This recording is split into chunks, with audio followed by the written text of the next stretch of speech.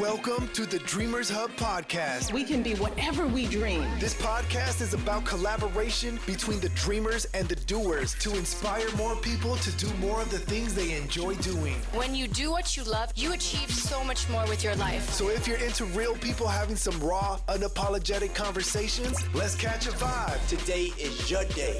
And now, Nettie. What up? Yo. Welcome back to the Dreamers Hub podcast. We are now on episode 2. So now that you guys know a little bit more context as far as how I got back down here and basically where I'm at physically in the world now, not only physically but mentally as well, now we can go into the next pivotal thing. So this episode is going to be dedicated to the very next pivotal thing that has happened in the most recent past. And when I say that, I mean probably within the last month. Of me no longer working at the company that I was at for almost 11 years. That being said, let's get into it. So I'm down here October 29th, I have that whole week off. It was the first vacation I've gotten in over a year because the pandemic happened and basically there was no time off between the level of management that was available at the time. So went a whole year, racked up all this vacation time. So when I came down here, it was like a breeze. It was like, I was given vacation. I didn't have to beg for it. And it was almost too easy to get time off, which was super cool because that's not something that I was used to prior to. Now, getting down here and, moving, like I told you guys, in one day, basically, because the same day that I had to turn in the house was the same date that I had to be out of the house and the house had to be cleaned up. Then thereafter, after arriving, I dropped off all my stuff, packed up, and left to that wedding. Came back after the wedding on Sunday. So I used that week to basically unpack, get myself settled in, and boom, here we go. I meet the new team. I start adapting, getting into the groove of things, really. And so I'm obsessed with this team because it's like the best team I've ever managed. Just because in the wireless industry, or I think anybody or any industry where you have people that have been there for a very long time, aka your veterans, it could be a very negative space to be in. So coming into, this new team and how well they embraced me and I embraced them. And then, obviously COVID's happening in between all this and, things are changing. So we're having to adapt.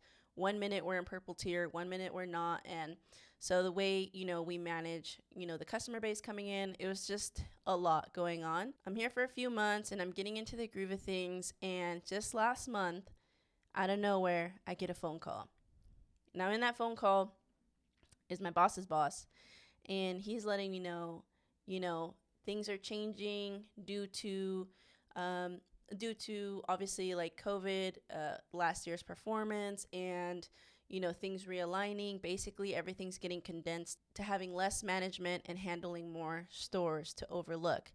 Since I was new to the district, basically, that's why I was, that played a factor in me being severanced out of work. Now, I know what you're thinking. You're like, holy shit, you just went through like this breakup.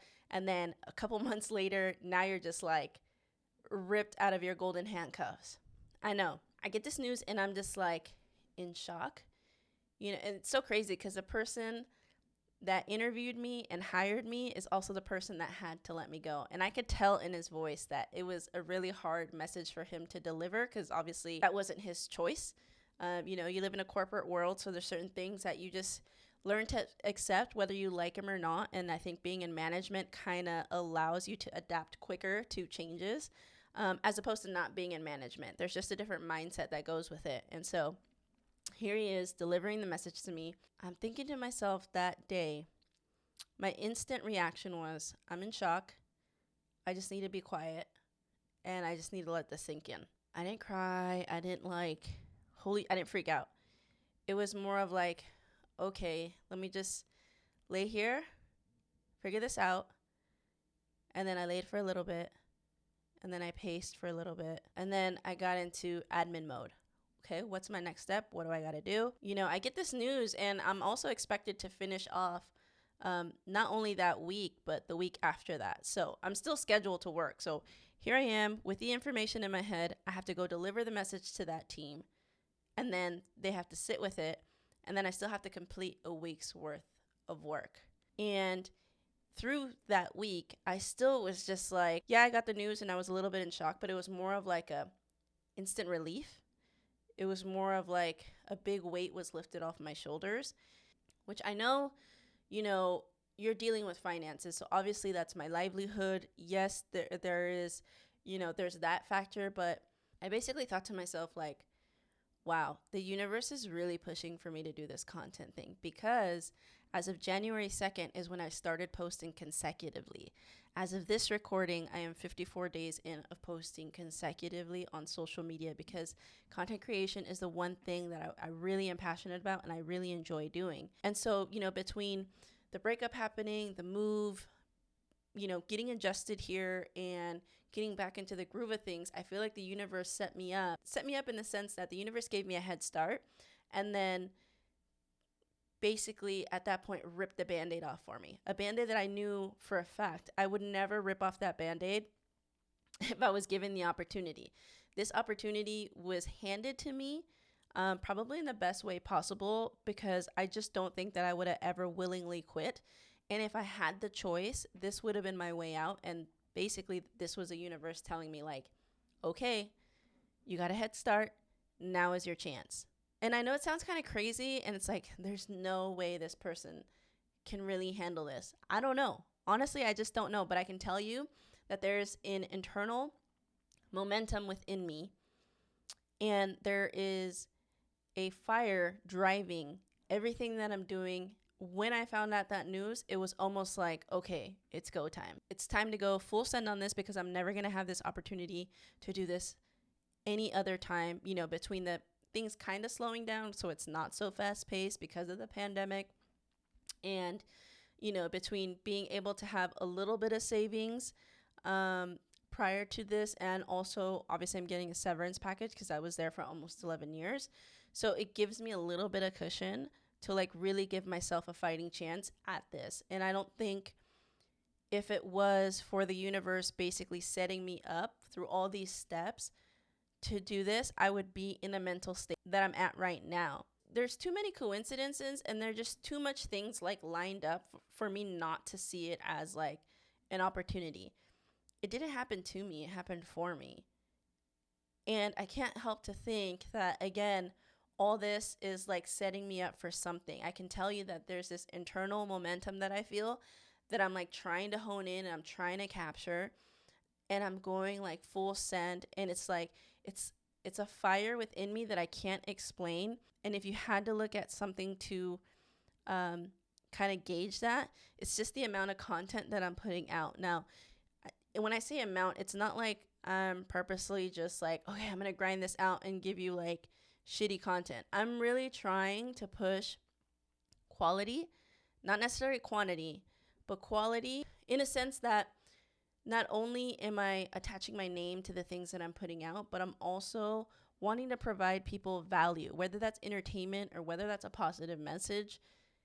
Either way you want to look at it, there's something to gain from the things that I've been doing. And that has been the driver of why I've been going so hard. And obviously, being relieved of my golden handcuffs plays a big part of that.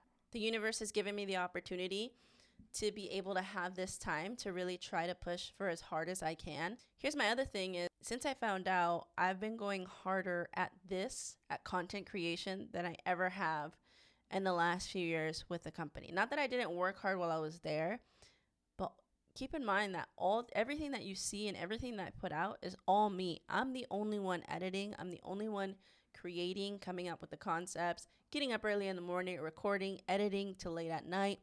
I'm doing everything, and I enjoy every single part of that process. Yes, it's time consuming.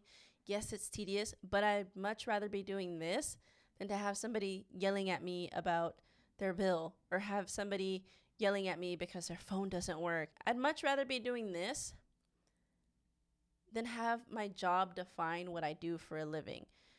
That's one of the biggest things that I feel is mishandled, or I just don't understand why people's first question when they first meet you is like, what do you do for a living?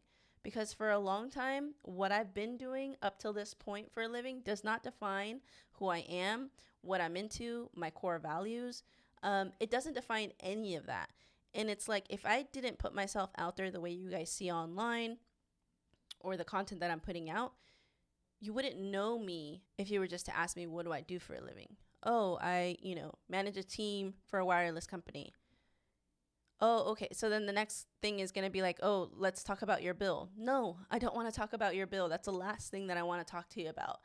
I think it's so clutch to ask people, what are your passions? What brings you joy in life? Like, those are the type of conversations that I really enjoy, because there's so much to gain about that person by asking those questions instead of, what do you do for a living? And that for me is probably one of my triggers right now. And it could be just because it's a sensitive subject, and I'm out here working with the unknown, which I know not a lot of people are willing to do. And I'm not saying quit your job and, go for it. What I'm saying is being given an opportunity and seeing it as an opportunity can take you in a completely different direction, as opposed to seeing it the other way, as opposed to seeing it, this is happening to me. I'm a product of my own decisions, my own actions, and the actions I've been taking every single day, not only since I found out, even prior to, have basically led me to where I'm at now. And if I didn't think about it that way, I think I'd be miserable stressing the idea of I need to go back to a job or a paycheck. And who knows, I might fail at this. It might not work out. But if I don't try now, I definitely don't want to be left with a what if I would have done this, or what if I would have chased after it? Where would I end up? And that's something that I don't want hanging over my head, is the fact that I didn't give myself a fighting chance. So here I am, dealing with a breakup, dealing with being severanced out of work, and I'm out here every single morning waking up to shoot. And I know it sounds a little weird, like, oh, I'm going to wake up and do this TikTok. It doesn't sound like a normal job. It's not the norm, right? But then again, what is the norm? We went through this whole pandemic together. We all went through these emotional roller coasters. And if by now this pandemic has not taught you to adapt, pivot, I don't know what else to tell you, because that's all I feel like it's taught me. It's taught me that time is precious. It's taught me that you have to learn to adapt if you want to survive. It's taught me that you have to learn to appreciate what you do have when you actually have it. Don't appreciate it after it's gone. Don't appreciate it after the fact. It's pointless at that point. The idea that your job defines you, unless you are doing what you already love to do, needs to go away. We need to start focusing on what are the things that bring us joy? What are the things that bring us happiness? And I get it. It's a lot easier said than done. And I'm not saying, go quit your job to chase after a dream or whatnot, but how about you spend some time working at it? How about you give yourself a shot? How about you give yourself the opportunity to say, yes, I tried this, or yes, I did this? Because the only difference between me and you, trust me, is just the effort. What you see now and the, content that you see coming to you if you're watching this, the only difference is the effort. If you've been affected by the pandemic, COVID, a simple shift in your mindset can completely change your life. What happens next is 100% up to you. So I'll leave you with that. I hope that through listening to this episode, or if you're watching it on YouTube, not only are you able to see and hear a different perspective from somebody that's currently going through a lot, I hope that you can maybe apply something to yourself, to your situation, because I know everybody's is different, but I hope that you can take something positive out of this and apply it to yourself. And just remember, a simple shift in the way you think can make all the difference in the world to set yourself up for success. So remember to show up for yourself, no matter how tired, no matter how much you don't want to, in whatever field you're in. I promise you, at the end of the day, you're going to be happier and you're going to be living a more fulfilled life. Thank you so much for listening. I appreciate you taking the time to either watch or listen, and I'll catch you guys later. Peace. Hold up. One more thing. Thank you for listening to another episode of the Dreamers Hub podcast. Don't forget to like, comment, rate, and share with the real ones in your life. Be sure to tune in to more inspirational content next week. Peace.